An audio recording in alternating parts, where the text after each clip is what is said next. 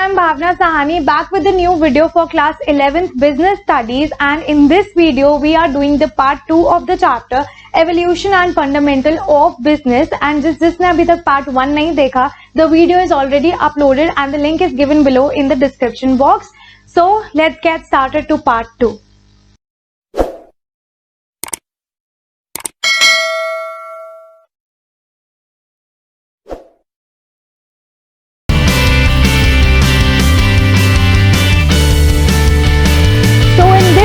We are covering the following topic, that is nature characteristic features of business. Nature characteristic features, कोई भी word लिखा है answer same होगा. Next है 3 types of economic activities. Economic activities के बारे में हम already first part of the video में पढ़ चुके हैं. And the third part is difference between business profession and employment. Business profession और एम्प्लॉयमेंट में क्या डिफरेंस है हम इसमें ये पढ़ेंगे.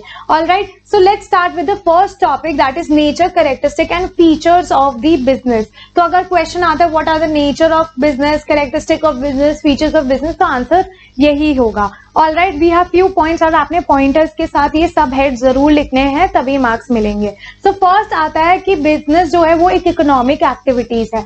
सो already I have told you कि वो सारी activity in which we are earning an income, जिसमें हम पैसे अर्न कर रहे हैं, लाइवलीहुड अर्न कर रहे हैं, वो आपकी आती है इकोनॉमिक एक्टिविटी में. वैसे ही हम बिजनेस में भी पैसे अर्न कर रहे हैं. सो business is also an economic activity. So it is undertaken with the object of earning money or livelihood. So there is no place of love over here, affection, sympathy, patriotism, इन चीज की कोई जगह नहीं होती business में.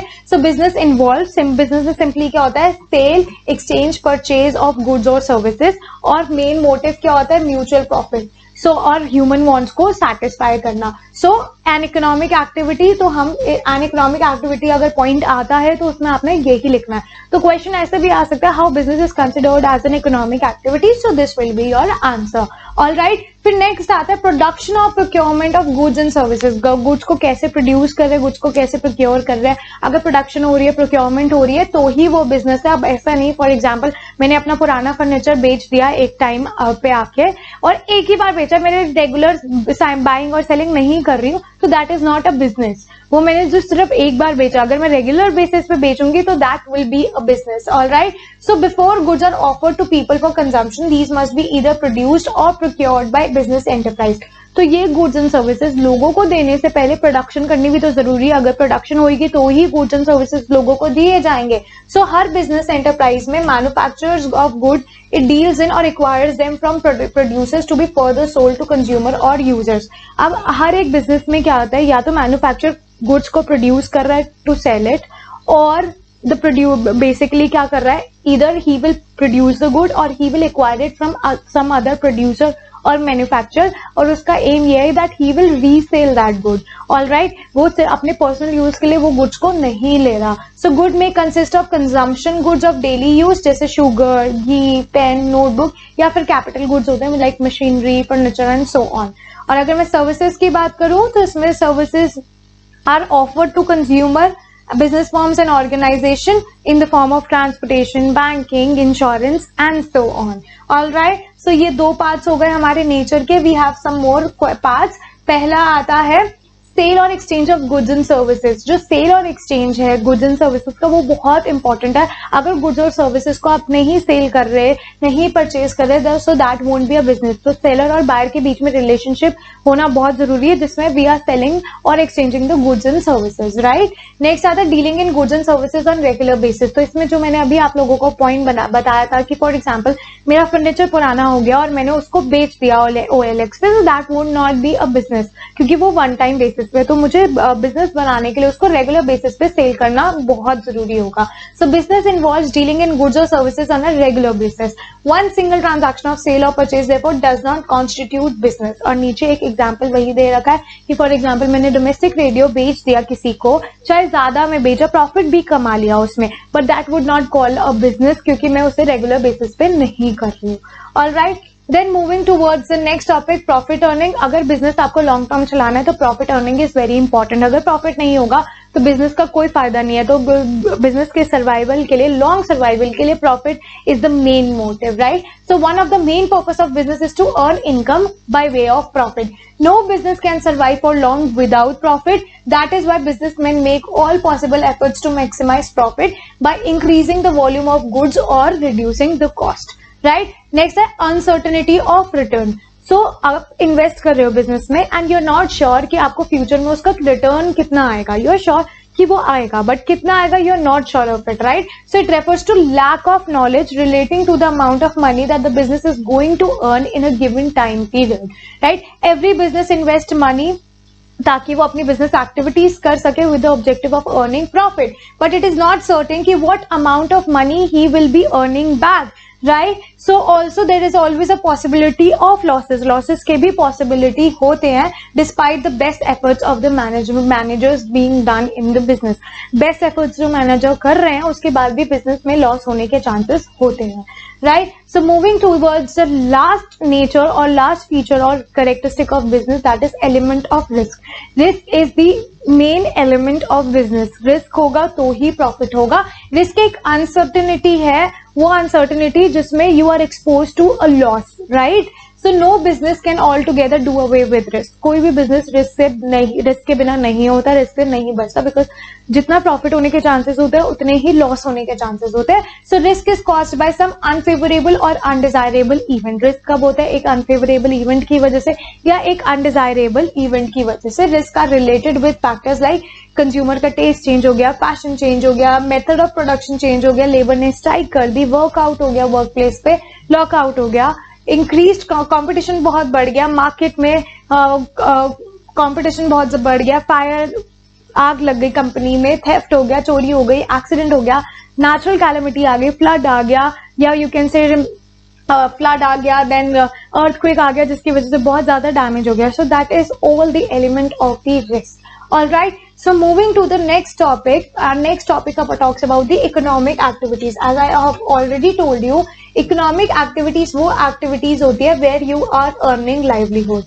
और इसके types भी हमने already first video में कर लिए थे, but now I am just explaining you this in detail. So there are three types of economic activity. First is business, second is profession and third one is employment. अगर मैं business की बात करूँ तो business वो एक occupation है जिसमें लोग regular एक activity कर रहे हैं और वो एक्टिविटी किससे रिलेटेड है? परचेज और प्रोडक्शन से रिलेटेड या sale of goods and services से related, and they have a two motive. First is to earn profit, second is to satisfy the needs of the people, right? और अगर मैं profession की बात करूँ, profession is the second type of economic activity जिसमें आपको एक special knowledge चाहिए, एक स्पेशल स्किल चाहिए काम करने के लिए. हर एक प्रोफेशन में एक पर्टिकुलर रूल्स एंड रेगुलेशन होते हैं, कोड ऑफ कंडक्ट होते हैं, वो जो आपने फॉलो करने होते हैं. एंड दीज एंगेज्ड इन, जो लोग प्रोफेशन में होते हैं उन्हें प्रोफेशनल्स बोलते हैं, राइट? फॉर एग्जाम्पल अगर मैं लॉयर की बात करूं तो उनको वो सारे रूल ऑफ कंडक्ट फॉलो करने हैं जो बार काउंसिल ऑफ इंडिया में लिखे हैं, and he must be registered under bar council of India. All right, अगर मैं डॉक्टर की बात करूं तो he must be registered under MCI, that is medical council of India. Same way CAB जो है chartered accountant, they are also registered under Indian chartered accountant management. All right, so next third is employment. Employment की अगर बात करें तो employment refers to the occupation in which people are working for other people, जहाँ पे लोग काम कर रहे हैं दूसरों के काम के लिए. All right, as a job they are working there, उसे हम बोलते हैं employment, and they get a remuneration for that. Remuneration में वेजेस आता है, सैलरीज आते हैं, right? So those who are employed by other, they are known as employees. जो एम्प्लॉय करता है, जो जॉब पे रखते हैं उसे एम्प्लॉयर्स बोलते हैं, और जो काम कर रहा है उनके लिए उन्हें एम्प्लॉयज बोलते हैं. All right, so now let's understand the difference between these three, that is business, profession and employment. अगर मैं business की बात करूँ तो एंटरप्रेन्योर का जो डिसीजन है, लीगल फॉर्मेलिटीज है, वो तभी ली जाती है अगर नेसेसरी होती है, वरना कोई डिसीजन या लीगल फॉर्मेलिटीज बिजनेस में इंपॉर्टेंट नहीं है. प्रोफेशन की बात करूं तो प्रोफेशनल बॉडी में मेंबर होना बहुत जरूरी है. जैसे लॉयर्स और डॉक्टर्स होते हैं, lawyers are the member of bar council of India, doctors are the member of Medical Council of India, and CA are the members of ICAI, Indian Chartered Accountant Institute.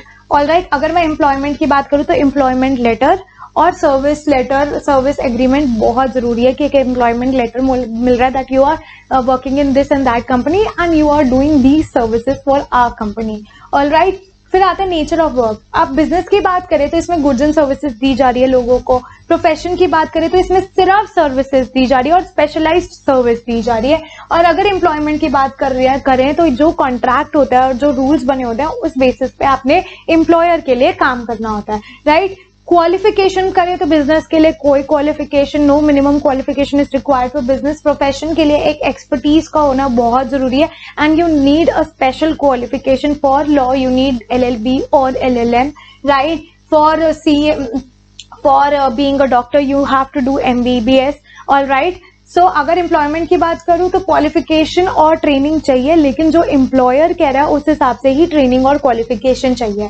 Next आता है reward और return. Business में profit आता है, profession में fees आती है और एम्प्लॉयर में वेजेस या सैलरी आती है। Moving towards the next slide, अगर मैं कैपिटल इन्वेस्टमेंट की बात करूं, बिजनेस में कैपिटल इन्वेस्ट करना पड़ता है as per the size of the business. If there is a large scale business तो ज्यादा कैपिटल लगेगी, अगर स्मॉल स्केल बिजनेस है तो कम कैपिटल लगेगी। प्रोफेशन में एक लिमिटेड कैपिटल चाहिए, ज्यादा कैपिटल नहीं चाहिए। जैसे डॉक्टर को सिर्फ एक क्लिनिक चाहिए और लॉयर को बैठने के लिए सिर्फ एक ऑफिस चाहिए, राइट। और एम्प्लॉयमेंट की बात करें तो कोई कैपिटल रिक्वायर्ड नहीं है, you are going and working on some others capital, right, someone's others capital, किसी और की कैपिटल पे बैठ के आप काम कर रहे हो। रिस्क की बात करें, बिजनेस में प्रॉफिट अनसर्टेन है, रिस्क रेगुलर है, रिस्क बहुत ज्यादा है, और प्रॉफिट अनसर्टेन है और इरेगुलर है। प्रोफेशन की बात करें, फीस है, रेगुलर है तो लिटिल बिट ऑफ रिस्क होता है। एम्प्लॉयमेंट की बात करें तो रिस्क नहीं है क्योंकि फिक्स्ड और रेगुलर सैलरी मिलती है, राइट। ट्रांसफर ऑफ इंटरेस्ट की बात करें, business can be transferred easily with some formalities. Profession में ट्रांसफर पॉसिबल नहीं है और एम्प्लॉयमेंट में भी ट्रांसफर पॉसिबल नहीं है। Example of business is shops and factory. Example of profession is legal, medical profession and CA। और एम्प्लॉयमेंट की बात करें, jobs in bank, jobs in insurance company, jobs in corporate sector, right. उसके बाद code of conduct की बात करें तो बिजनेस में कोई कोड ऑफ कंडक्ट नहीं है। प्रोफेशन में कोड ऑफ कंडक्ट वही है जो आपने रजिस्टर्ड कंपनी के अंडर कर रहे हो। एंड एम्प्लॉयमेंट की बात करें तो वो नॉर्म्स और बिहेवियर फॉलो करने हैं जो एम्प्लॉयर ने बोले हैं करने को, जो आपके कॉन्ट्रैक्ट में मेंशन्ड है। So that is it for today. And अगर आप लोगों को कोई डाउट है इस वीडियो में, you can comment in the comment box. And अभी तक अगर आपने पार्ट 1 नहीं देखा है, पार्ट 1 का लिंक नीचे डिस्क्रिप्शन बॉक्स में है। And if you like my video, do not forget to subscribe my channel, do not forget to ring the bell icon for the notification of my upcoming videos. Moreover, for notes you can reach us out at Instagram, Facebook and Telegram. Alright, the link is given below in the description box. For online and offline classes you can contact me on the number given below in the video. So I will be meeting you guys super soon in my next video. So bye bye everyone.